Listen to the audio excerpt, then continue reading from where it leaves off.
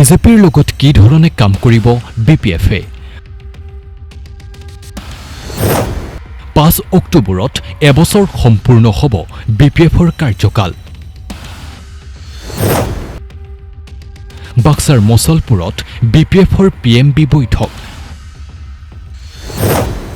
বৈঠকত উপস্থিত বিটিসি প্ৰধান হাগ্ৰামা মহিলাৰী বাক্সাৰ মছলপুৰত বিপিএফৰ পিএমবি বৈঠকত উপস্থিত থাকে বিটিসি প্ৰধান হাগ্ৰামা মহিলাৰীৰ লগতে বিটিএডিৰ বিধায়ক আৰু পিএমবিৰ সদস্যসকল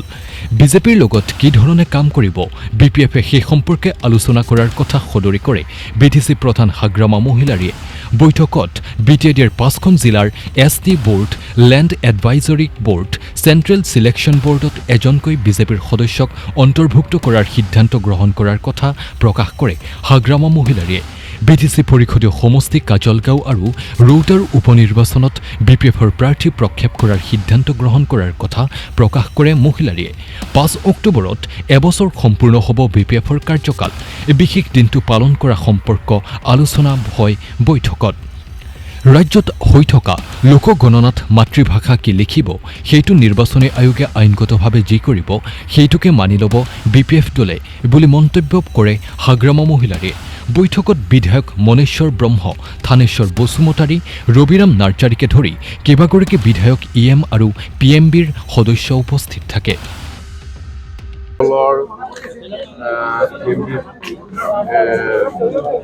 মিটিং ইতিমধ্যে হৈ গ'ল তো এই আলোচনাত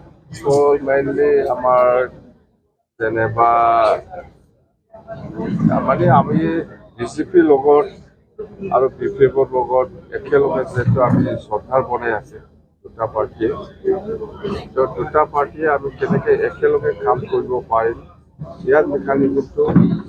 আমি বহুত আলোচনা কৰিছোঁ বহুত দেৰিকৈ সেইদিনা চিএম ছাৰৰ লগতো আমি আলোচনা কৰিছোঁ তো যেন হওক আমি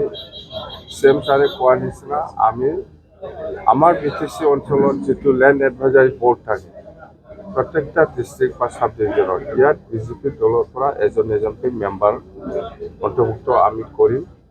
আৰু ঠিক তেনেকুৱা এছটি বোৰ্ড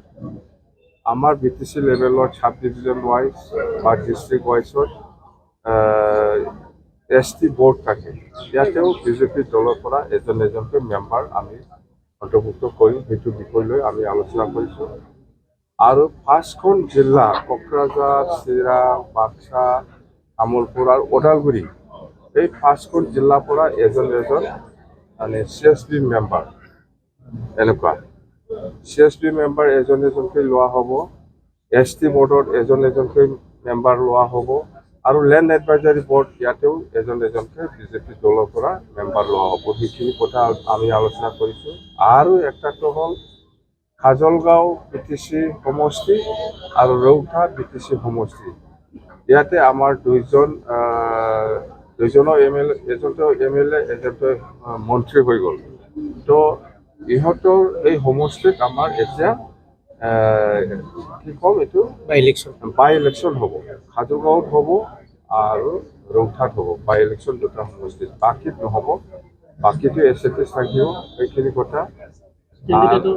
কেণ্ডিডেটটো এতিয়া দলে চিন্তা কৰিব দলে বিপিএফ পৰাই হ'ব যিটো বিপিএফ আছিল এইটো বিপিএফ পৰাই হ'ব এইখিনি কথা আৰু আমি আলোচনা কৰিছে যিহেতু ৫ অক্টোবৰটো 1 year কমপ্লিশ্যন হ'ব তো সেইটো আমি কেনেকৈ অবজাৰ্ভ কৰিম ইয়াৰ বিষয় লৈও আলোচনা কৰিছে আমি ডিষ্ট্ৰিক্ট পৰ্যায়ত আলোচনা অবজাৰ্ভ কৰিব লগতে বিটিসি হেডকোৱাৰ্টাৰ হিচাপে কোকৰাঝাৰত চেণ্ট্ৰেলি অবজাৰ্ভ কৰা হ'ব ৫ অক্টোবৰটো 1 year কমপ্লিশ্যন হ'ব এইবিলাক মই আইনগতভাৱে যি হ'ব আমাক ক'ব লগা একো নাই আইনগতভাৱে ইলেকশ্যন কমিশ্যনে যিটো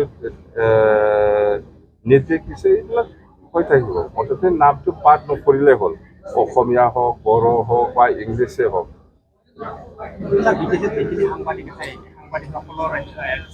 এইটো সাংবাদিকসকলৰ ইঞ্চুৰেঞ্চ বা বহুত কথা আলোচনা কৰিছে সেইদিনা আমাৰ